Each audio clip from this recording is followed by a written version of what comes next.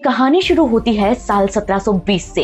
पुणे से करीब 120 किलोमीटर दूर सतारा के घने जंगलों में मराठा एम्पायर के छत्रपति साहूजी महाराज अपने सरदारों के साथ शिकार पर निकलते हैं। धीरे धीरे उनका काफिला घने जंगलों में पहुंचता है, जहां पर था घोर सन्नाटा। तभी झाड़ियों में से अचानक सरसराहट की आवाज आई। कोई कुछ समझ पाता इससे पहले ही एक खूंखार बाघ ने सीधे साहूजी पर धावा बोल दिया। ये नजारा देख वहां खड़े बड़े बड़े मराठा सरदार और तजुर्बेकार योद्धा खड़े के खड़े रह गए, लेकिन कोई भी साहू को बचाने आगे नहीं आया। लेकिन तभी उस भीड़ में से एक नौजवान भागता हुआ आया। उसने एक सरदार की तलवार छीनी और बाघ पर टूट पड़ा। कुछ ही देर में बाघ ढेर हो गया और साहूजी की जान बच गई। जिसके बाद साहू के मंत्री दौड़ कर आए, उन्हें चारों तरफ से घेर लिया और घेर कर वापस महल की तरफ ले गए। वो नौजवान उस भीड़ में गायब हो गया, लेकिन साहू के दिल दिमाग में वो घर कर गया था। साहू ने मंत्रियों से उसके बारे में पता लगाने को कहा और उन्हें ऑर्डर दिए कि वो जहां कहीं भी हो उसे किसी भी कीमत पर ढूंढकर दरबार में पेश किया जाए। साहू जी का ऑर्डर था तो मंत्री उस नौजवान की कुंडली निकालने में लग गए। पता चला कि उस नौजवान का नाम था रघु और वो कान्होजी भोसले का भतीजा था। कान्होजी भोसले एक गांव के मुखिया थे और उन्हें सेना साहिब सूबा का खिताब मिला था। ये सुनते ही साहू जी की त्योरियां चढ़ गई, क्योंकि वो जानते थे कि ये कोई छोटा मोटा खिताब नहीं है। उन्होंने पूछा कि कान्होजी को ये खिताब मिला कैसे, तो पता चला कि उनके पिता परसो जी को ये टाइटल दिया गया था और उन्हीं से ये उनके बेटे कान्होजी को ट्रांसफर हुआ था। परसो जी का नाम सुनते ही साहू जी का सीना गर्व से चौड़ा हो गया। वो गद्दी छोड़कर खड़े हो गए और उस नौजवान रघु भोसले को तुरंत दरबार में लाने का ऑर्डर दे दिया। रघु जी को दरबार में लाया गया और सबको लगा कि कोई छोटा मोटा तोहफा देकर साहू जी उन्हें वापस भेज देंगे, लेकिन साहू जी महाराज ने उन्हें गले से लगा लिया। उन्हें खूब सारे इनाम तो दिए ही, साथ ही उनकी शादी अपनी रानी सगुनाबाई की बहन शालूबाई से करवाने का ऐलान करके उन्होंने हर किसी को हैरत में डाल दिया। माने अब साहूजी महाराज और रघु भोसले साधु बनने जा रहे थे और हर किसी के मन में ये सवाल था कि आखिर परसो जी भोसले है कौन, जिनका नाम सुनते ही साहूजी महाराज ने एक साधारण से लड़के की शादी एक प्रिंसेस से तय कर दी। लेकिन साहू जी परसो जी के एहसान को अब तक भूले नहीं थे। कहते हैं कि अगर परसो जी नहीं होते तो साहू कभी छत्रपति नहीं बन पाते। अब वो कैसे, तो इसकी कहानी जानने के लिए हमें कुछ साल पीछे चलना होगा, जब साल 1707 में औरंगजेब ने दुनिया को अलविदा कह दिया था। कहते हैं कि औरंगजेब ने बहुत ही क्रूर तरीके से संभाजी महाराज का मर्डर करवा दिया था। संभाजी महाराज के बेटे ही थे साहू जी, जिन्हें सालों तक औरंगजेब ने कैद में रखा।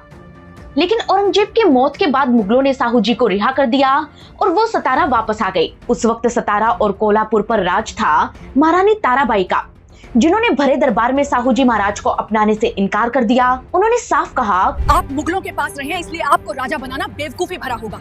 इस गद्दी के हकदार मेरे अपने बेटे हैं, इसलिए आपको यहाँ से चले जाना चाहिए। कहते हैं कि ताराबाई की बात सुनकर साहू जी निराश हो गए और वहाँ से चले गए। तब ताराबाई का एक सरदार 15,000 सैनिकों की एक यूनिट लेकर साहू जी महाराज के पास पहुंचा। यहाँ पहुंचकर उसने वो किया जिसे उस दौर में वफादारी का सबसे बड़ा सबूत माना जाता था। उसने साहू जी के साथ एक ही थाली में खाना खाया, जिससे बाकी सरदारों तक ये संदेश पहुंचा कि वो साहू जी महाराज को अपना राजा मान चुके हैं।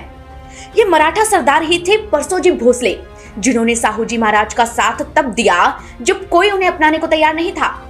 वो जानते थे कि ऐसा करके उन्होंने महारानी ताराबाई की नाराजगी मोल ली है, लेकिन फिर भी वो साहू जी की मदद से पीछे नहीं हटे। इसके बाद एक एक करके ताराबाई के वफादार सरदार साहू जी की तरफ होते चले गए और आखिरकार ताराबाई को उन्हें राजा बनाना ही पड़ा। इस तरह साहू जी महाराज को राजा बनाने में परसो जी का बड़ा हाथ था और अब उन्हीं के ग्रैंडसन माने कि पोते थे रघु जी भोसले। इसीलिए साहू जी ने बिना एक पल की देरी किए रघु जी को अपना रिश्तेदार बना लिया और दहेज में गोंडवाना, छत्तीसगढ़, बिहार, बंगाल तक का पूरा इलाका उन्हें टैक्स वसूलने के लिए दे दिया। लेकिन दोस्तों, रघु जी के ख्वाब बड़े थे। वो अपनी रियासत चाहते थे, इसलिए उन्होंने जबरदस्त एक्सपेंशन किया और कर्नाटक से कटक तक के एरिया को मराठों के लिए जीत लिया। लेकिन सवाल ये आता है कि उन्हें नागपुर कैसे मिला। कहते हैं कि नागपुर एक दौर में हैदराबाद से भी बड़ी रियासत हुआ करती थी और आज ये महाराष्ट्र स्टेट का तीसरा सबसे बड़ा शहर है। लेकिन सवाल ये भी आता है कि नागपुर इतना पावरफुल बना तो बना कैसे। क्या थी वो कहानी जिसने नागपुर को संतरों का गढ़ बना दिया? कैसे दो भाइयों की लड़ाई ने नागपुर के टुकड़े कर दिए और कैसे बनी नागपुर रियासत भारत का हिस्सा? दोस्तों, इन सभी सवालों का जवाब छिपा है नागपुर के इतिहास की गहराइयों में, जिन्हें जानने के लिए हमें चलना होगा इंडिया के पावरफुल स्टेट महाराष्ट्र में।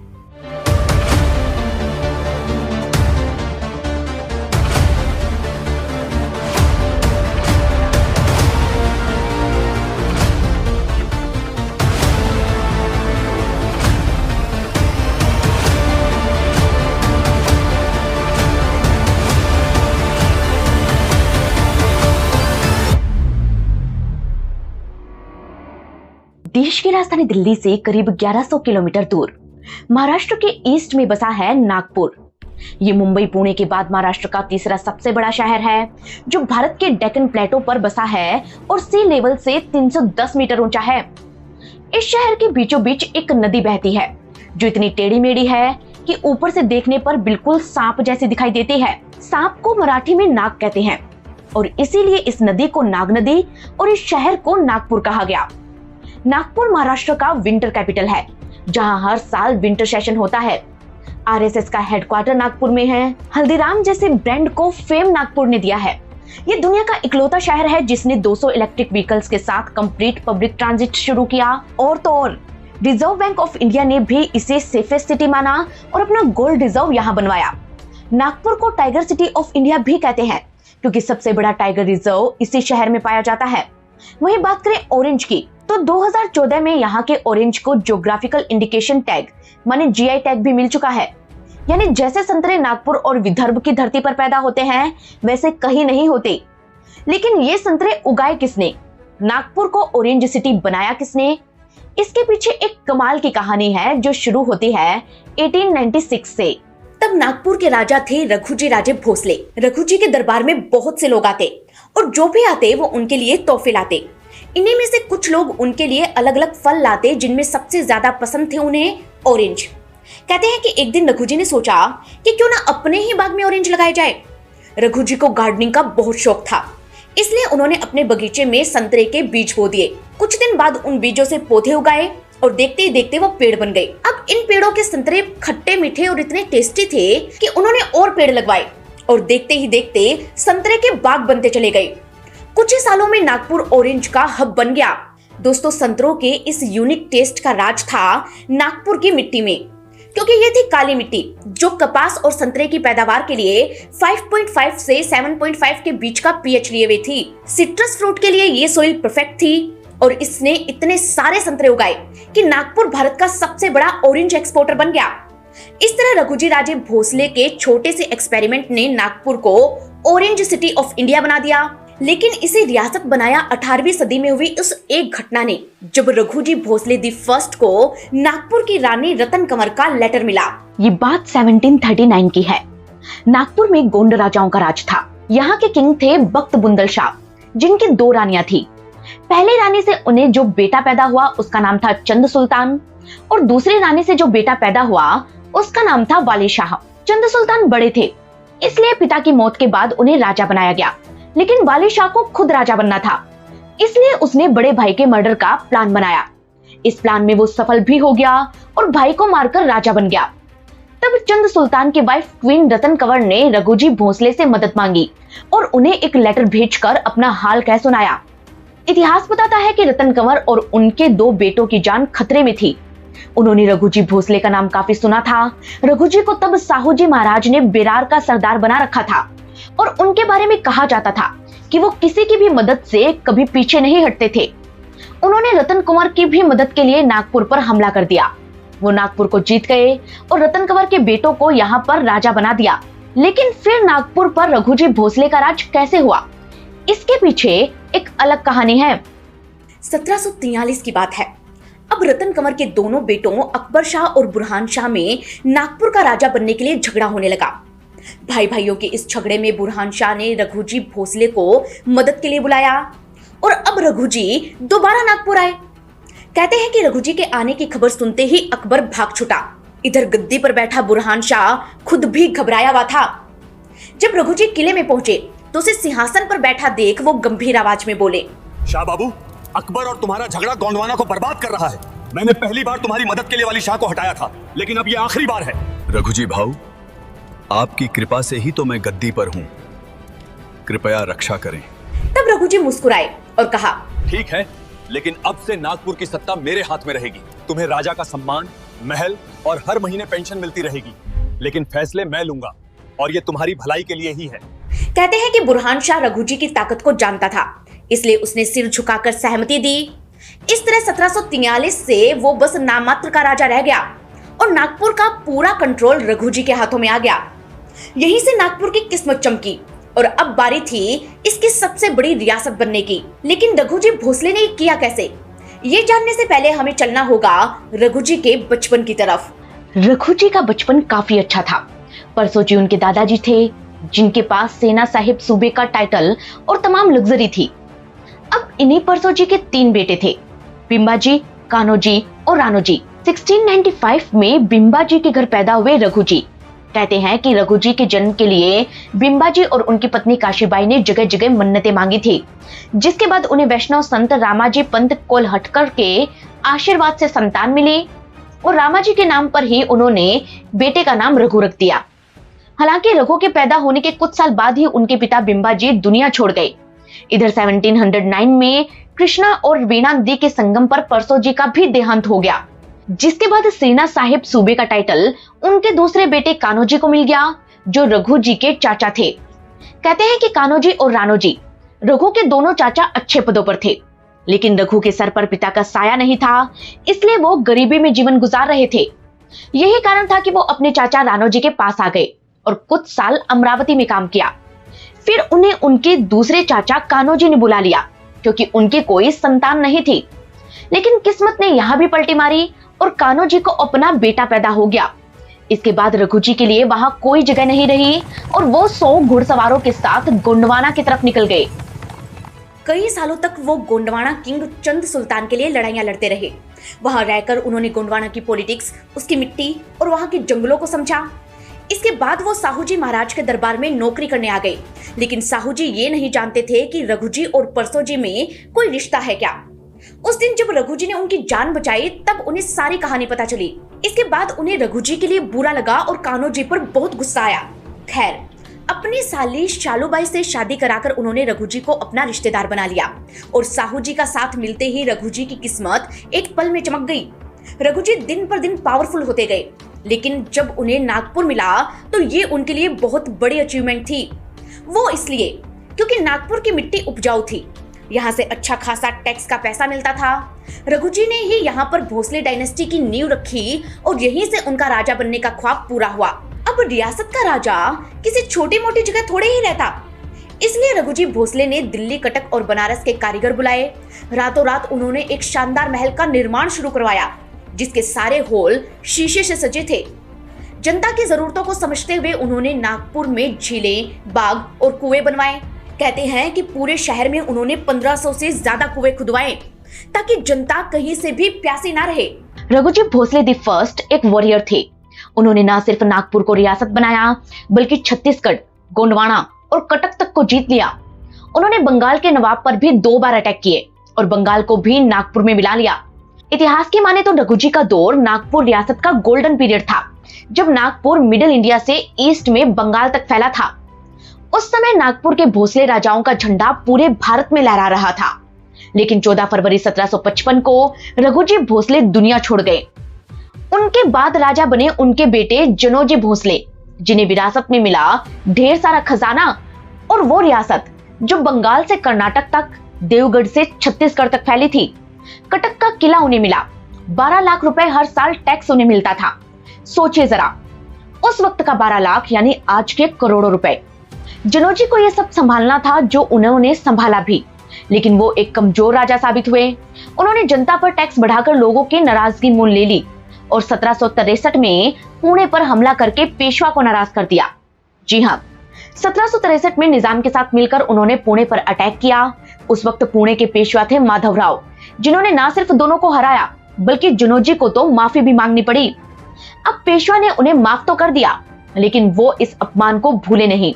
1768 में उन्होंने नागपुर पर हमला कर दिया और जनोजी को घुटनों पर ला दिया। यहीं से नागपुर रियासत कमजोर होना शुरू हुई और कुछ सालों बाद जनोजी भी चल बसे।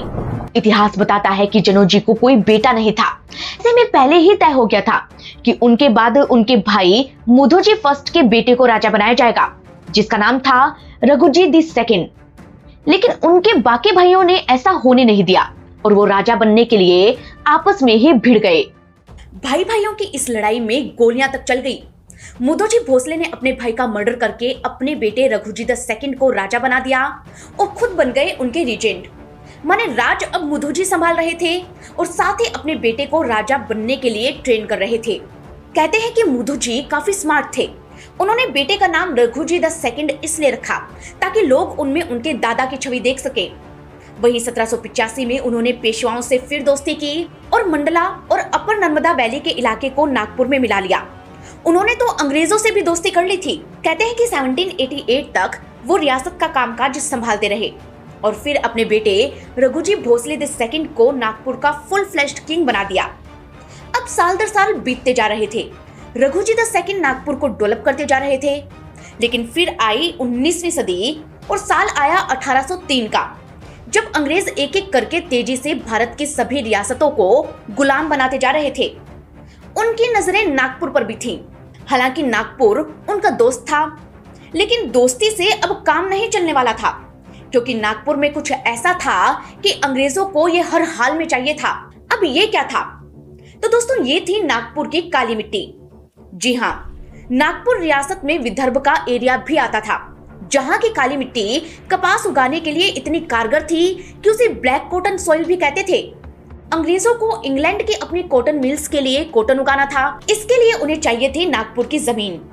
अंग्रेज इसे हड़पने की फिराक में थे और उन्हें मौका दिया मराठों की आपसी फूट ने। कहते हैं कि उस वक्त मराठा 5 छोटे एम्पायर में बंटे थे: पेशवा, सिंधिया, होलकर, गायकवाड़ और भोसले। अब होने को तो ये सब मराठे थे, लेकिन आपस में इनमें खींचतान चलती रहती थी। 1802 में पेशवा बाजीराव द सेकंड और होलकर आपस में भिड़ गए, जिसमें पेशवा हार गए। अब यहाँ उन्होंने अंग्रेजों से मदद मांगी, जो उनकी सबसे बड़ी गलती साबित हुई। कहते हैं कि अब अंग्रेजों को मराठा एम्पायर का एक्सेस मिल गया और वो पुणे में एंट्री कर गए। यहीं से उन्होंने चली अपने सबसे बड़ी चाल, जिसे कहा जाता था सब्सिडरी अलायंस। इस अलायंस में होता ये था कि ब्रिटिशर्स सीधे लड़ाई करने के बजाय पहले राजा से दोस्ती करते। वो भरोसा देते कि उनकी काबिल आर्मी और एडवांस वेपन रियासत की रक्षा करेंगे, लेकिन बदले में वो राजा से करवाते एक संधि और उसके दरबार में बैठा देते एक रीजेंट। ये रीजेंट एक अंग्रेज ही होता जो ब्रिटिश ईस्ट इंडिया कंपनी के इशारों पर काम करता था। ये राजा के हर फैसले पर नजर रखता और अपनी मनमानी चलाता। इसी के साथ अंग्रेजों की फोर्स भी उस रियासत में अपना कैंट बनाती, जिसका खर्चा राजा को उठाना पड़ता। इस तरह राजा बन जाते अंग्रेजों की कठपुतली और रियासत में अंग्रेज जो चाहते वो करते। कहते हैं कि इस सिस्टम को लॉर्ड बेल्जली ने शुरू किया था और इसे 1798 में सबसे पहले हैदराबाद के निजाम ने साइन किया था। इसके बाद पुणे के पेशवा ने भी इस पर सिग्नेचर किए, जिसके बाद अंग्रेजों ने पुणे को अपने कंट्रोल में ले लिया। अब अंग्रेज बाकी मराठा रियासतों को भी हड़पना चाहते थे, इसलिए उन्होंने एक एक करके इन सारी रियासतों से संधि करनी शुरू की। कहते हैं कि नागपुर के भोसले और ग्वालियर के सिंधिया दोनों ही अंग्रेजों से संधि करने के लिए तैयार नहीं हुए। इसी बीच 22 मार्च 1816 को रघुजी द सेकंड दुनिया छोड़ गए। अब एक तरफ नागपुर पर अंग्रेजों का प्रेशर था, दूसरी तरफ यहाँ इंटरनल पॉलिटिक्स भी शुरू हो गई। रघुजी के जाने के बाद उनके बेटे परसोजी राजा बने, जो मेंटली वीक थे। इसी का फायदा उठाकर परसोजी के चाचा मुधोजी द सेकंड राजकाज संभालने लगे। उन्हें अप्पा साहिब कहा जाता था। अप्पा साहिब रघुजी के भाई व्यंकोजी के बेटे थे। कहते हैं कि उनके एक्टिव होने के कुछ वक्त बाद ही परसोजी की मिस्टीरियस डेथ हो गई। ऐसा माना जाता है कि उन्हें गला घोटकर मारा गया था। खैर, अब राजा बने अप्पा साहिब, जो देख रहे थे कि जिस जिस राजा ने सब्सिडरी अलायंस पर साइन किए हैं, उन सबके पावर अंग्रेजों के हाथ में चली गई थी। इसलिए वो इसे साइन नहीं करना चाहते थे।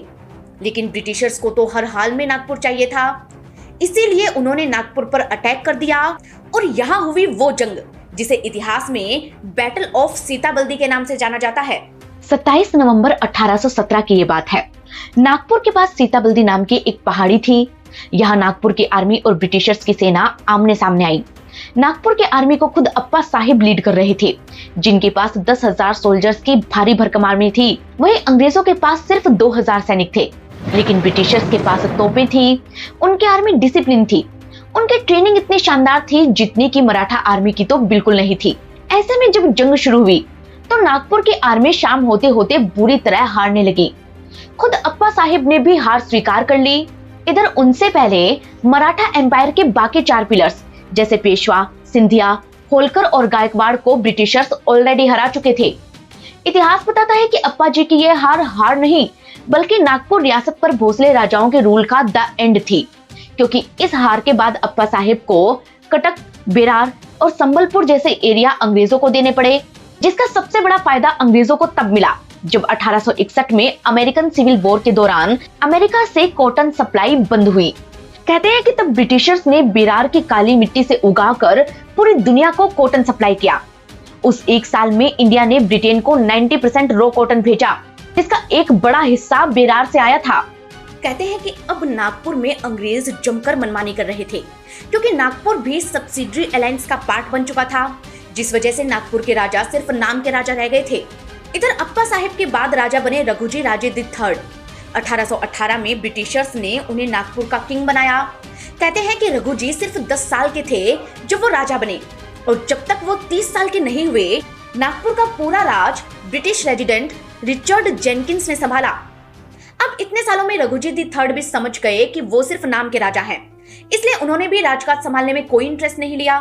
उन्हें कुश्ती पसंद थी, म्यूजिक पसंद था, लेकिन पॉलिटिक्स से उनका दूर दूर तक का नाता नहीं था। ऐसे में अंग्रेज भी अपनी मनमानी करने के लिए और भी आजाद हो गए। वैसे तो नागपुर उनके कंट्रोल में ही था, लेकिन एक बात और ये हुई कि रघुजी द थर्ड को कोई बेटा नहीं था। इधर 11 दिसंबर 1853 को रघुजी बीमार हो गए और 25 दिन बाद सिर्फ 47 साल की उम्र में वो दुनिया छोड़ गए। अब उनका कोई बेटा था नहीं, और उस वक्त अंग्रेजों का एक रूल था कि अगर किसी राजा को कोई बेटा नहीं होगा या कोई मेल हायर नहीं होगा तो अंग्रेज डॉक्ट्रिन ऑफ लैप्स के कानून का इस्तेमाल करके उसकी रियासत को ब्रिटिश एम्पायर में मर्ज कर सकते हैं। झांसी की तरह ब्रिटिशर्स ने नागपुर के साथ भी यही किया। उन्होंने नागपुर को ब्रिटिश एम्पायर में मर्ज कर लिया और इसी के साथ नागपुर से रियासत का दर्जा भी छिन गया। अब नागपुर बन गया नागपुर प्रोविंस, और 55,000 स्क्वायर माइल्स में फैली ये रियासत मुफ्त में अंग्रेजों के हाथ लग गई। कहते हैं कि जब देश आजाद हुआ था तब हैदराबाद सबसे बड़ी रियासत थी, जिसका एरिया 47,000 स्क्वायर माइल्स था। माने नागपुर हैदराबाद से भी बड़ी रियासत हुआ करती थी, लेकिन अंग्रेजों ने न सिर्फ नागपुर की जमीन छीनी बल्कि इसकी पहचान को ही खत्म कर दिया। हालांकि इसका एक फायदा ये हुआ कि 1947 में जब अंग्रेज भारत छोड़कर गए तो ब्रिटिश इंडिया का जितना एरिया उनके डायरेक्ट कंट्रोल में था, उन्होंने धर्म के आधार पर खुद से ही इंडिया और पाकिस्तान में बांट दिया, जिस वजह से जिन्ना को मौका ही नहीं मिला कि वो नागपुर को पाकिस्तान में मिलाने के लिए तिकड़म लगा सके, और 1947 में नागपुर भारत को मिल गया। रिपोर्ट्स बताती है कि इंडिपेंडेंस के बाद नागपुर कुछ समय के लिए मध्य प्रदेश स्टेट की कैपिटल रहा। 1956 में स्टेट्स रीऑर्गेनाइजेशन के दौरान नागपुर को न्यूली फॉर्म्ड बॉम्बे स्टेट में इंक्लूड कर दिया गया। बाद में 1960 में जब बॉम्बे स्टेट का डिवीजन हुआ और महाराष्ट्र स्टेट बना, तब नागपुर ऑफिशियली महाराष्ट्र का हिस्सा बन गया। नागपुर रॉयल फैमिली ने आरएसएस को हमेशा सपोर्ट किया। 1925 में भोसले रॉयल फैमिली ने ही डॉक्टर हेडगेवार को आरएसएस की स्थापना के लिए जमीन दी थी। इन्होंने नागपुर में स्कूल, कल्चरल सेंटर, कॉलेज वगैरह बनवाए। आज मुधोजी भोसले द थर्ड वहां के राजा है, जो नागपुर रॉयल फैमिली के कल्चर को जिंदा रखे हुए हैं। वो हर साल यहाँ महालक्ष्मी की बहुत बड़ी पूजा करवाते हैं, और ये पूजा 300 सालों से होती आ रही है। कहते हैं कि सीता बल्दी की लड़ाई में जब अंग्रेजों ने नागपुर को लूटा था तो वो किंग रघुजी भोसले की तलवार लंदन ले गए थे। अप्रैल 2025 में ये तलवारें फिर सामने आई। लंदन में इन्हें नीलाम किया जा रहा था। तब मुधोजी भोसले ने CM Devendra Fadnavis, cultural minister और पीएम मोदी को लेटर लिखा और इन्हें भारत लाने की रिक्वेस्ट की। कहते हैं कि मुधोजी भोसले को इस ऑक्शन की जानकारी सोशल मीडिया से मिली थी। ऑक्शन में इन तलवारों को रघुजी एरा मराठा सोर्ड के नाम से प्रमोट किया जा रहा था। जब उन्हें पता चला कि 18वीं सदी की ये तलवार उनके वंश के राजा रघुजी भोसले की है, तो उन्होंने तलवार लाने के लिए सरकार को एक ओपन लेटर लिखा। जब ये लेटर जारी हुआ, उसी रात को 1 बजे मुधोजी के फोन पर रिंग बजी। उनकी बात मिनिस्ट्री से हुई और इस बात को सरकार ने बहुत ही गंभीरता से लिया। कहते हैं कि महाराष्ट्र सरकार ने खुद ऑक्शन में भाग लिया और करीब 47 लाख रुपए की रकम देकर ये ऐतिहासिक तलवार खरीद ली। ये तलवार लंदन से भारत लाई गई और अगस्त 2025 में ये मुंबई पहुंची, जिसके बाद इसे नागपुर की जनता के सामने पेश किया गया। दोस्तों, ये तलवारें, ये महल और ये कहानियां हमारे राजा महाराजाओं को ही नहीं बल्कि हमारे शहरों के इतिहास को भी दिखाती है। हर मिट्टी, हर जमीन की अपनी एक कहानी है और ऐसी ही कहानियों को सामने लाने की हमारी इस मुहिम में हमें आपका साथ चाहिए। दोस्तों, इस रिपोर्ट को जितना हो सके शेयर करें ताकि आने वाली जनरेशन को अपने गांव और शहर का इतिहास पता रहे, क्योंकि हमारे फ्यूचर को खूबसूरत बनाने के लिए हमें इतिहास से सबक लेना बहुत जरूरी है। इतिहास की मेरी ऐसे ही कहानियां आपको कैसी लगती हैं, आप हमें कमेंट करके जरूर बताइएगा। साथ ही ये बताना ना भूलें कि आप हमें कहां से देख रहे हैं और अगली कहानी कौन सी सुनना चाहते हैं। दोस्तों, हम मिलेंगे आपको किसी नई कहानी के साथ। तब तक के लिए धन्यवाद।